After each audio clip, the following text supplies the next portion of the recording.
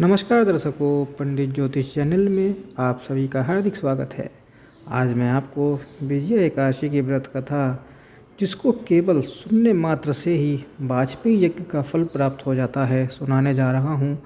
Video पूरा अंत तक देखिए एवं वीडियो देखने से पहले आप हमारे चैनल को सब्सक्राइब कीजिए, वीडियो लाइक कीजिए। व्हाट्सएप, फेसबुक, इंस्टाग्राम एवं सभी प्रकार की सोशल नेटवर्किंग साइट्स पर हमारे वीडियो को अधिक से अधिक शेयर भी कीजिए। एवं आप इस कथा को सुनने से वाजपेयी यज्ञ का फल प्राप्त हो जाएगा और आपको चिंता करने की ज़रूरत नहीं है। पढ़ नहीं सकते तो कोई बात नहीं, आप सिर्फ सुनिए और सुनने से भी वही फल प्राप्त होता है और भागा दौड़ी की ज़रूरत नहीं है।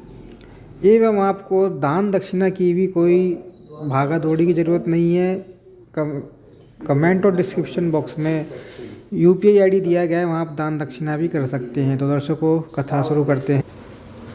विजया एकादशी एक एकादशी के महात्मा का हम श्रवण करेंगे। युधिष्ठिर ने पूछा कि हे वासुदेव, फागुन के कृष्ण पक्ष में किस नाम की एकादशी होती है और उसका व्रत करने की विधि क्या है, कृपया करके बताइए। भगवान श्री कृष्ण बोले कि हे युधिष्ठिर, एक बार नारद जी ने ब्रह्मा जी से फागुन के कृष्ण पक्ष की विजया एकादशी के व्रत से होने वाले पुण्य के बारे में पूछा तथा ब्रह्मा जी ने इस व्रत के बारे में उन्हें जो कथा और विधि बताई थी उसे सुनो।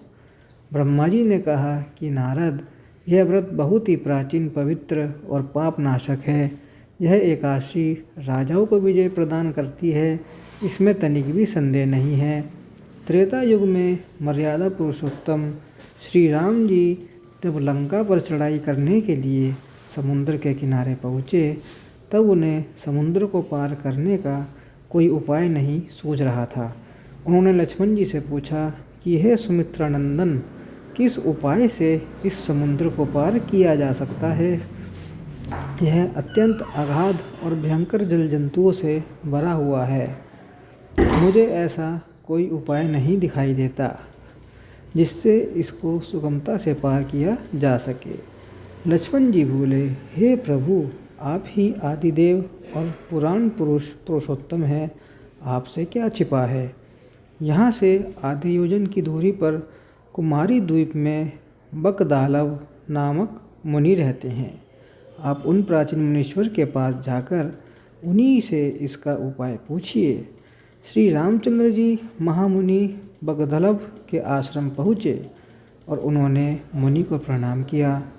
महर्षि ने प्रसन्न होकर श्री राम जी के आगमन का कारण पूछा।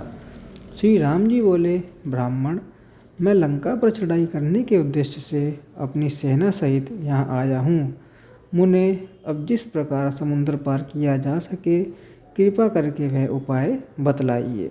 बगदलवी मुनि ने कहा कि हे श्री राम जी, फागुन के कृष्ण पक्ष में जो विजया नाम की एकादशी होती है, उसका व्रत करने से आपकी विजय होगी।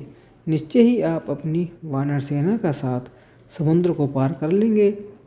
राजन, अब इस व्रत की फलदायक विधि सुनिए। दशमी के दिन सोने, चांदी, तांबे अथवा मिट्टी का एक कलश स्थापित कर उस कलश को जल से भरकर उसमें डाल दें। उसके ऊपर भगवान नारायण के स्वर्णमय विग्रह की स्थापना करें। फिर एकादशी के दिन प्रातःकाल स्नान करें, कलश को पुनः स्थापित करें। माला, चंदन, सुपारी तथा नारियल आदि के द्वारा विशेष रूप से उसका पूजन करें। कलश के ऊपर सप्तधान्य और जौ रखें। गंध, धूप, दीप और भांति भांति के नैवेद्य से पूजन करें। कलश के सामने बैठकर उत्तम कथा वार्ता आदि के द्वारा सारा दिन व्यतीत करें और राम में भी वहाँ जागरण करें। अखंड व्रत की सिद्धि के लिए घी का दीपक जलाएं।